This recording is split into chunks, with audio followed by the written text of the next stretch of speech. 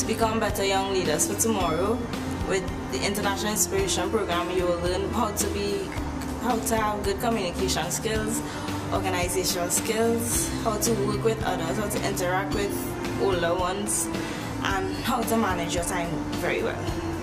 One of the things when I joined UNICEF more than 5 years ago, and in fact, when I got into development work more than 10, 15 years ago, was that I always strive to put myself out of a job.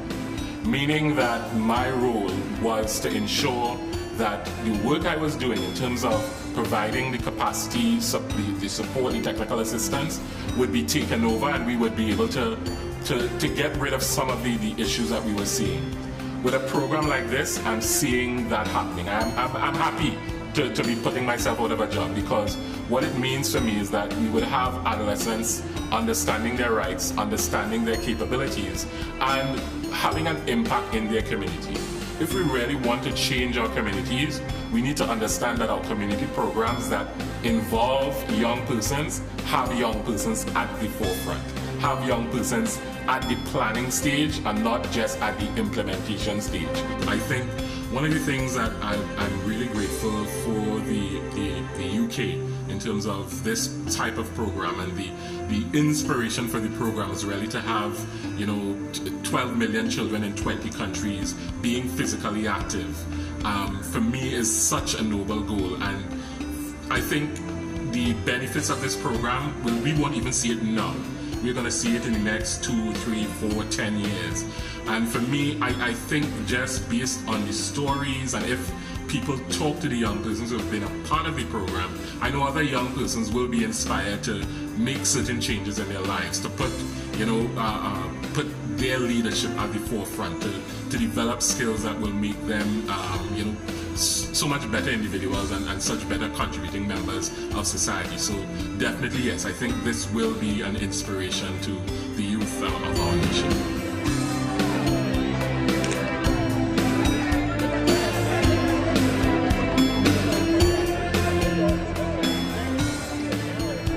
International Inspiration was an idea that I had after London 2012 promised to do something for children and young people around the world if London hosted the Games. So my role was to coordinate everybody, to get everyone together, and think that if organisations like my organisation, UK Sport, the British Council and UNICEF worked together, we could do something through sport for millions of children around the world.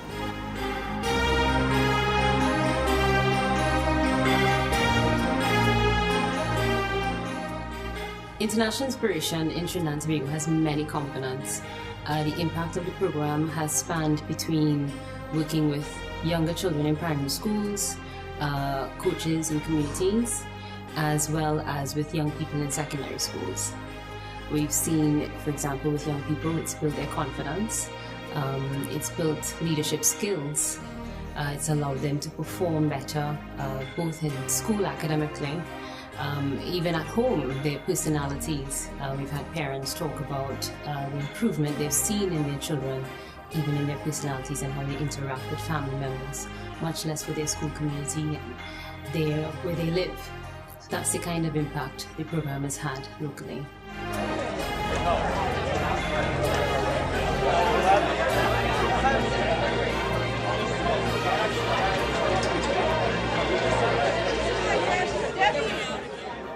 I hope I get to work with the Trinidad and Tobago Paralympic Committee in the future.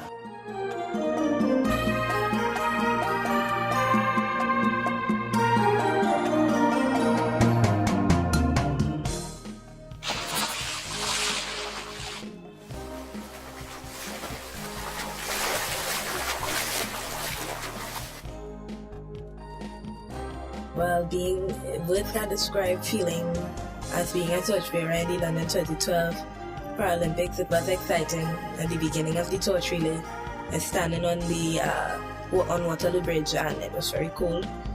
And they wanted us to stand on the side, on the end by the river. So they wanted us to stand there because they wanted to take pictures. And it got even colder, but then when I started to walk, the coldness went away, and it was just exciting to see all these people in the streets cheering and all of this. Teachers and classmates saw a change in me because I'm more determined to do what I want to do. And if, well, let's say have to, because I like helping a lot.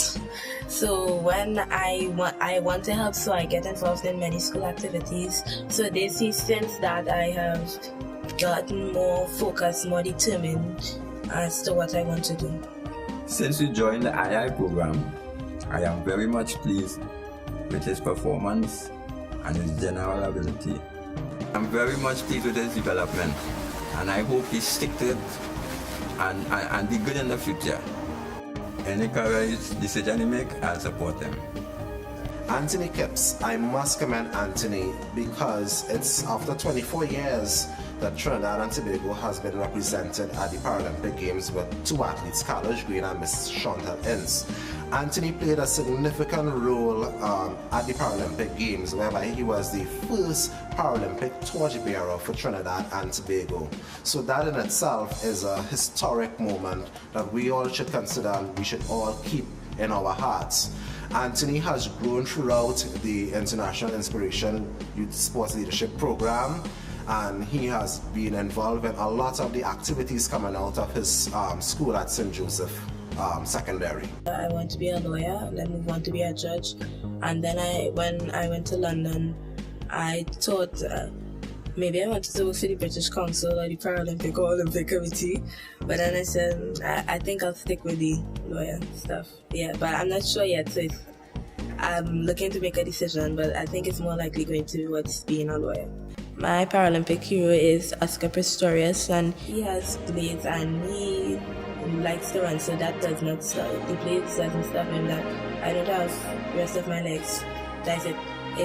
Well, if it keeps him going, then that means this can't stop me. My disability can't stop me, so it will keep me going.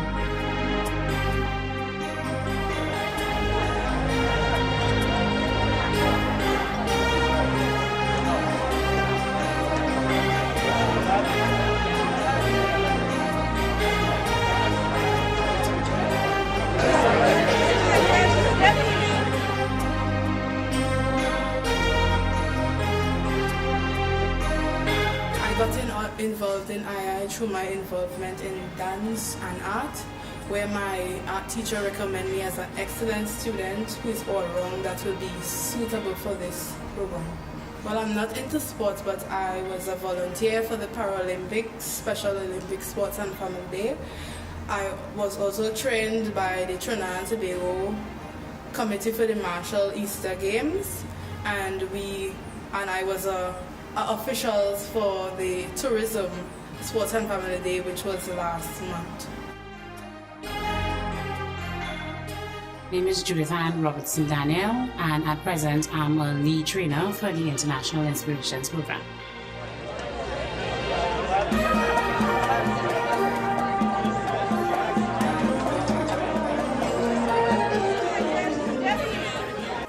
Other youth development initiatives just plan on getting the kids out of trouble, but this particular program allows to empower the children. The children actually have the freedom to lead, they have the freedom to make decisions, interact with both kids and adults.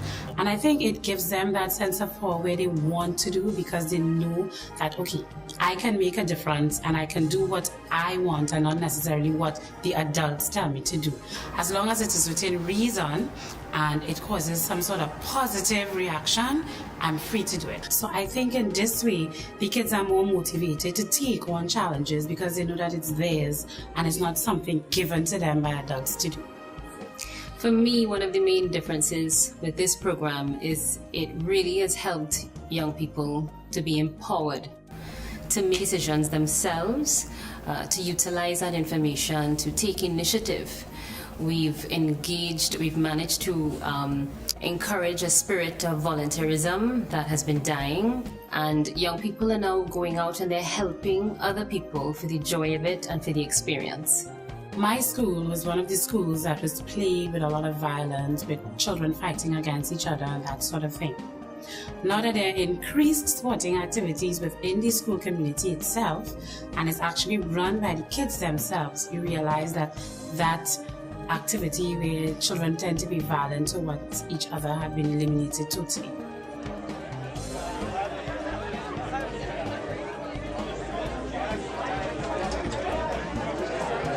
Seeing that I've worked with both adults and children, I'm seeing that it has caused children who are not only athletically inclined, but the ones who are not athletically inclined also taking the initiative to want to be a part of the program. They encourage the athletes, they manage, they just want to be around the physical activity, even though they're not good at it.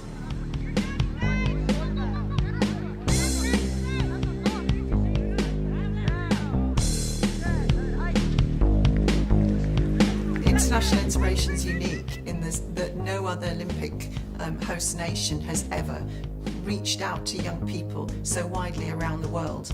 And the way we reach out to young people has to be local, according to where they live, but we do it knowing that sport is a magnet, that so many children, young people are inspired by sport. And so we're seeking to harness that inspiration to help those young people be the best they can be.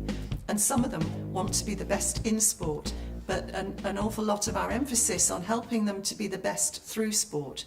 And I think the leadership element is really important here, that young people who train in our youth sport leadership international inspiration model can go on to be leaders, not just in sport, not just the future Jack Warners, but also the heads of banks, the people who are great teachers, the people who are inspirational actors, poets and dancers. And I think that's really important. They discover themselves through sport and then they'll go on to express it where their talents lie.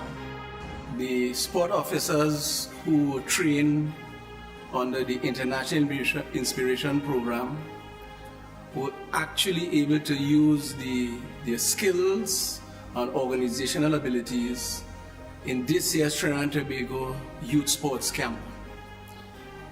That sports camp actually had almost 17,000 children across Trinidad and Tobago.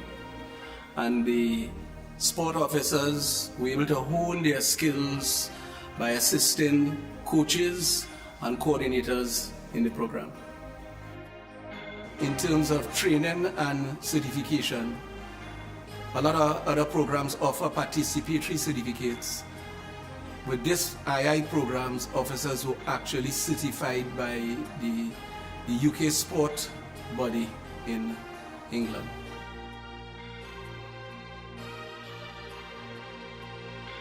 I think it was different in the sense that it was interactive. It was about learning while doing rather than just have young people be lectured to and talked at.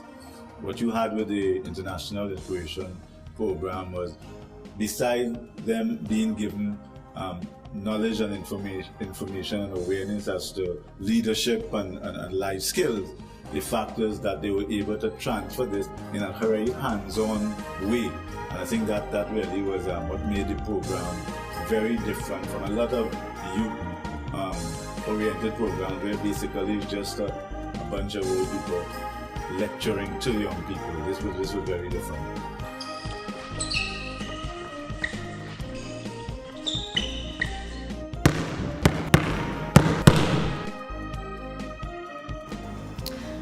Within my school there's a II group, and what we are involved in basically is a management part of the program. What it is we do is organize sports festivals and invite primary schools around the area to join in. I've always been the kind of person to make decisions and stick to it, not really leave any room for other ideas. But since I got involved in II, I had opportunities to interact with other people, hear their ideas, relate to each other and stuff like that. I play basketball and track and field. In track and field, long distance, and basketball, I'm a point guard. The Olympic movement and the Trinidad and Tobago Olympic Committee, as a result, are very youth-oriented, youth-focused, and the real mission of the whole thing at the end of the day is to use through sport to make a positive difference in the lives of young people.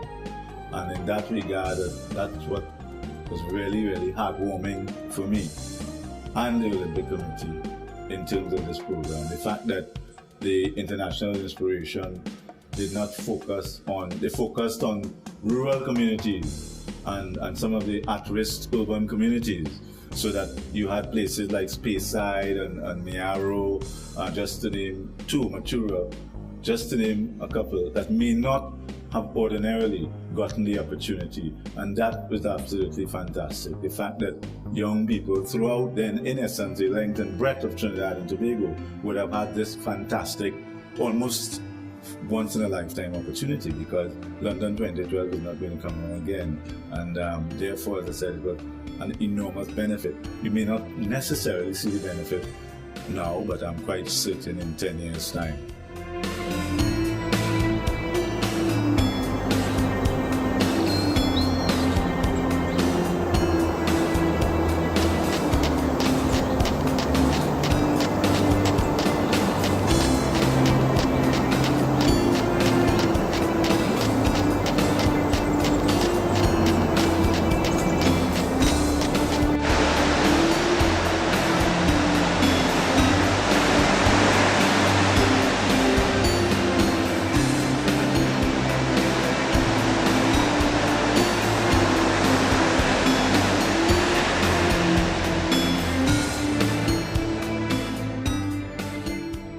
I felt great and proud of him to making the national team, the under 18, when he went to Miami. And even though it was a sacrifice, breaking my saving, it was well worth it. The program II make me more focused, make me know what I set goals.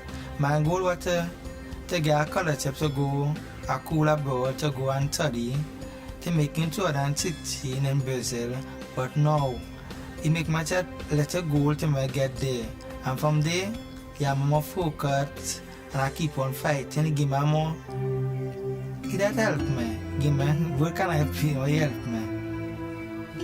Being part of the program, Shakil is more settled, more focused, he have more confidence in himself. So the program, the RI program, helped him with his speech problem, what he had before. Olympic hero is from my home country in the Kafan, because he was the first person in Trinidad and Tobago to bring back a gold medal for us. And one day I would like to be like him. So the first time I get to meet him in the Kafan, like wow, and that was in II. And I say one day I would like to be like you, but now 2010 Olympic, my cousin Keaton Walcott had been back a gold medal, and now he come my hero. He give me, I want to be like he, because I want to follow his footsteps, because he my cousin, my bigger cousin, I want to be following him. I see more gold in the picture as young talent is identified, as this young talent is given to coaches who will actually train these people, these young people, in order that we get more gold on the Olympic podium. Well, first of all, I should congratulate Trinidad and Tobago on winning their gold medal, Kershaw from Tokyo, winning that fantastic gold medal in London. And yes, I think there is more gold. There is a mine of gold here in Trinidad and Tobago. Not just through the young leaders that I've spoken about, and we've seen many of them in London, including the proud torchbearers, Shakil in the Olympic torch relay, and young Anthony Kipps carrying that torch in the Paralympic relay. They themselves are fantastic role models for their communities. But I'd also say the inspiration that I've recently read about that your physical education teachers and your primary teachers have received through piloting Game On, the new approach to delivering physical education in schools. And I think that that will lead to a better, more enjoyable educational experience for young people and help mine that gold that's there.